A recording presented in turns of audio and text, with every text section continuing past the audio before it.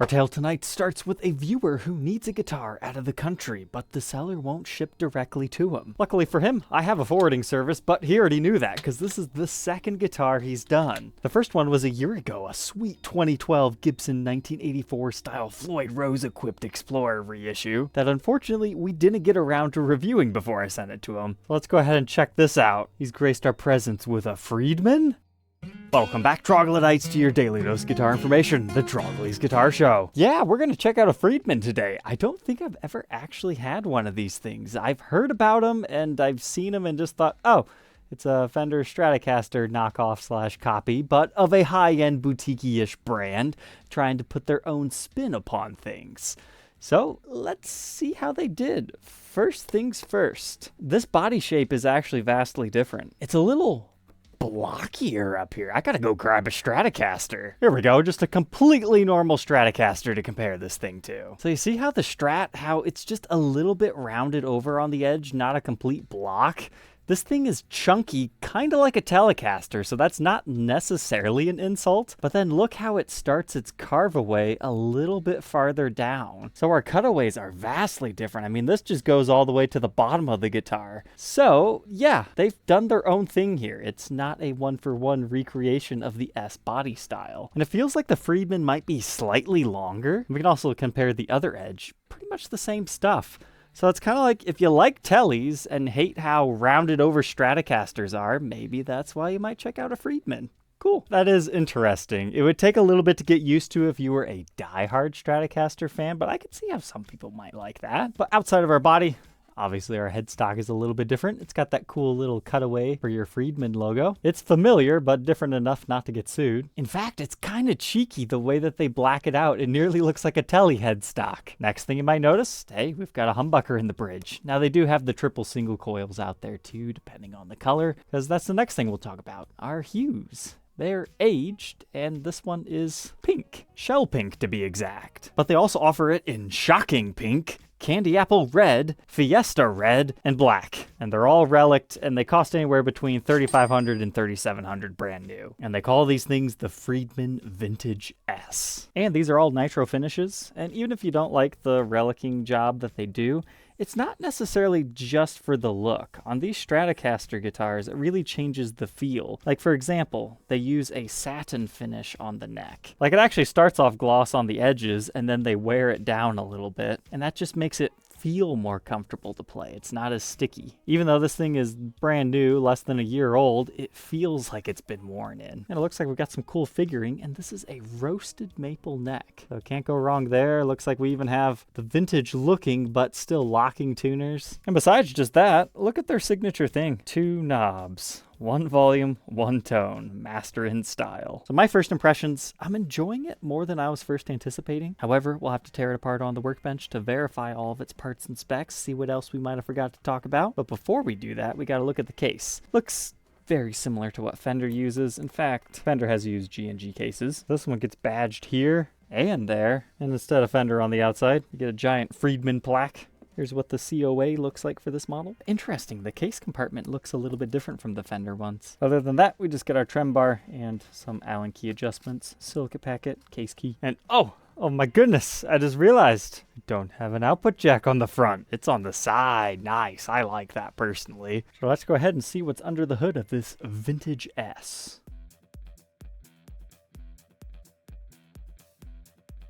Inside the Friedman, what else did we miss? I did notice the pick guard. When I went to take it off, I was like, oh, yeah, that is very different here. Again, kind of reminds me of a Telecaster, like a Tele Deluxe or something, because usually a Stratocaster kind of hugs the horn right there. But I thought this was pretty sweet. It's a swimming pool route. So if you didn't like these pickups, you could easily modify and put in whatever you want in a nearly literal sense. But no fancy names to our pickups, just the Friedman classic single coil in our neck and middle, and the classic humbucker in the bridge. All the wiring actually looks quite phenomenal. Cloth wiring and clean solder work. What more could you want with a functioning 5-way switch? Here's another thing you might have missed at first glance. This utilizes a truss rod wheel that you can easily access without taking your pick guard off. And they even paint that cavity for you. That way it kind of matches. But the aging job definitely continued on to our pickups. You can see like some fake rust. And they did an especially good job on that humbucker. And of course our synchronized tremolo system with our 6 vintage style saddles has a similar treatment to it. And rather disgustingly, yeah, they aged your knobs too. I'm not that big of a fan of that, but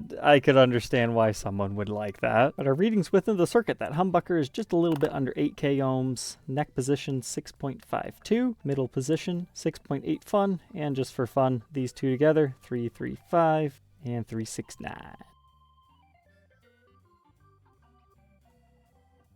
I do like this aging job because it reminds me of a guitar that's been like heavily worn. It still has the finish wear areas and some like minor scratches and finish checking. However, it's been polished and cleaned. It doesn't have that super hazy feel to the finish. Like it doesn't feel perfect either, but it's kind of like right in between all these stages. So you get the best of all the worlds. I'm enjoying it so far, but this is a beautiful alder body. Now, how many pieces is it? I believe 2. I noticed this while filming B-roll. If you get it in the light just right, you can see a seam line right here. Otherwise, I probably would have missed it. But moving on from the body, we've got the roasted maple neck. It doesn't look like we actually have a fretboard on it, so it's just a neck with the frets put directly into it. The aging of the finish also continues on to here, so you can see how that satin finish is kind of glossy in some areas, worn through in others. It's always nice to see that flame figuring pop through as well. And the frets themselves are actually quite tall. They're the Jescar 55090 set, if that means anything to you. But our bone nut is 1.65 inches, increasing to 2.05 by the 12. First fret neck depth 0.85 and 0.94 by the 12. Here's a look at that neck profile. At the first fret and the 12th fret, Friedman calls it a C-shaped neck. And we're using a compound fretboard radius, so it starts 9.5, so quite rounded, but then it gradually goes to 12 inches. So that's fascinating to me. 9.5 to 12. A lot of times with compound fretboard radiuses, you're talking like 10 to 16 or 10 to 14.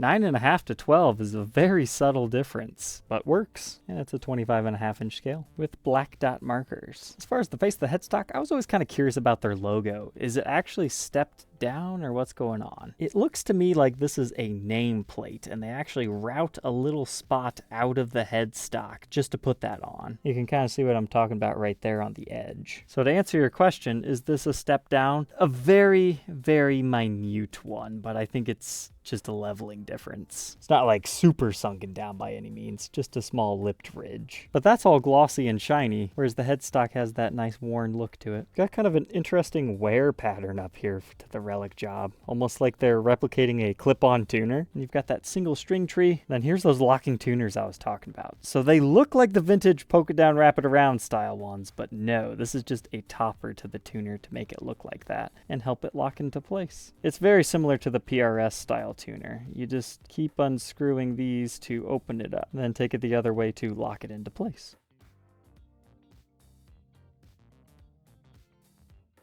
Moving on to the back now. We can take a second to appreciate a little bit more of our aging job. Personally, I think the back looks better as far as the aging goes as compared to the front, because this looks fairly realistic as far as these go. And I mean, most of these spots do make sense in the grand scheme of things. I just like the look of this side better. But here's another player's modification. They do not put a back plate over these for easy string changes and spring adjustments, whatever you need. Don't like it rubbing against your belt and you hate the holes. They don't have it. But there's a look at our side jack and our strap button at the bottom, as well as the top horn. Here's another good side profile shot. Such a blocky guitar. But again, that's not necessarily an insult, because that's my favorite thing about Tellys is how blocky they are. If anything, this kind of reminds me of a made in Japan Stratocaster, because they have some interesting contours to them occasionally. They did a really cool job on aging that neck plate, but there it is tilted so you can read our serial number as well as the vintage S branding.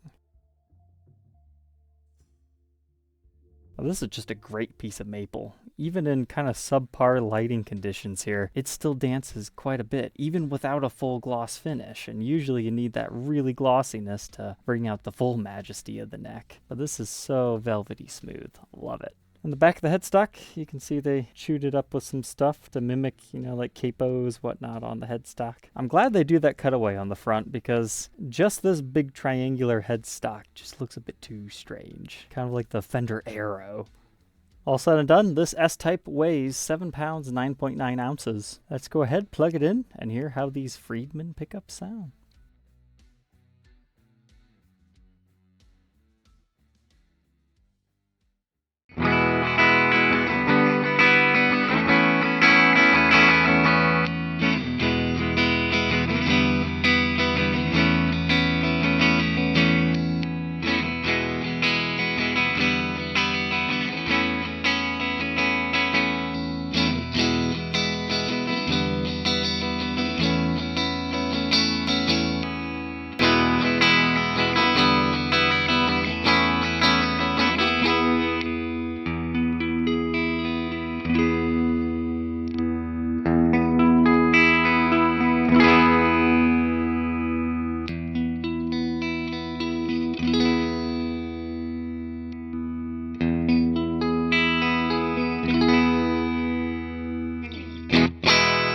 So far, I'd say the neck pickup is my favorite.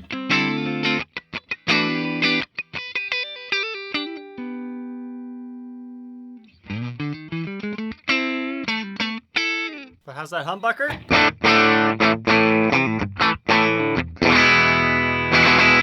Very full sounding and round is the best way to put that.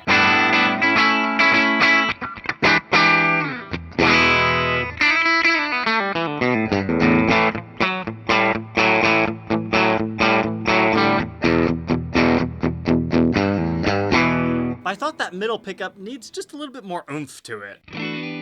It sounds like just a tad bit choked.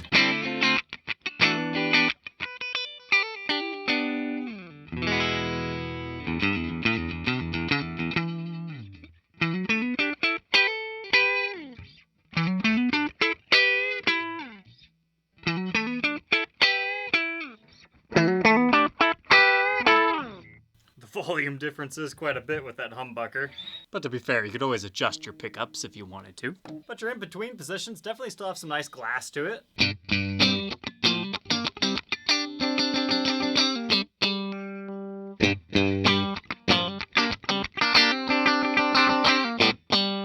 That is an interesting combination. Still glassy but full.